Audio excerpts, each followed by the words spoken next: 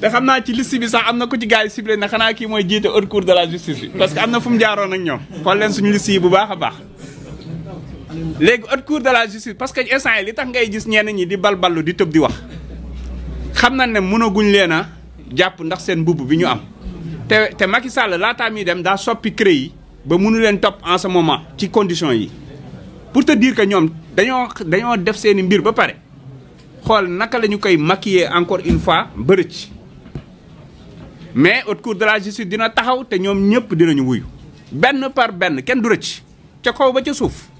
parce que li ñu def nii alalu askan woowu ñoom li ñu jël bu ñu ko delloosee ñu régler problème yëpp ndax malgré situation catastrophique bi ñu fi fekk ñu ngi continuer di tenir réew mi muy dox ndax ingéniosité équipe yi ñu yore ñu leen di rendre en tout cas ñu leen di féliciter di leen encourager moo xam équipe bu finance la moo xam équipe bu économie la moo xam ministères yi ak directeurs yi liggéeyu yaxanal bi nga xam ne ñu ngi koy def parce que vraiment day ñu naan nañu réduire train de vie de l'État mais ñun bi ñu ñëwee ba léegi on a fait que réduire le train de vie de l'État moo ñu permettre ñuy continuer AIBD da nga doon fekk budget voyage mais c'est extraordinaire ce que je suis en train de vous dire c'est-à-dire que dañ doon fo ci alalu askan wi parce que budget voyage ci lu gàtt rek ñu def lu mat 80 millions ñun même période c'est-à-dire premier semestre 80 millions ci voyage AIBD maanaam 1er janvier ba 31 mars ñun avril ba août comparé à ñoom économiser nañ ñun 55 millions astafurlah kon pour vous dire que ci dynamique bi ñu nekk noonu lañ ko defee ci téléphone bi ils étaient à 19 millions par mois ñu réduire ci 10 millions déjà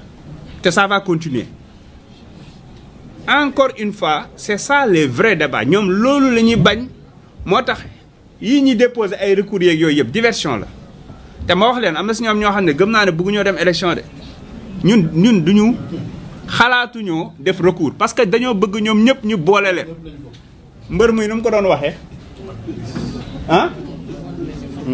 seen ba nee na way juróom da leen daan boole bañ mat fukk mu làpp leen dañ leen bëgg a boole ñoom ba ñu dajaloo ñi moom Dakar ak ñi doon wax ñooy chef de l'opposition ak ñëpp ñi nga xam ne ñoom ñoo wax ñooy borom Fuuta tey ñu jëw dàqatu ci liste nationale yi ñëpp la ñu boole duma dañuy bëre par force ñi doon forcer seen bopp waajal seen i saak pour dugg kaso sax dañ ne leen da ngeen di bëre ba pare non dañ fa mënul ñàkk parce que mbir mi dina neex de léegi nag ñoom seen problème mooy fan la ñuy campagner ak ban xaalis la ñuy campagner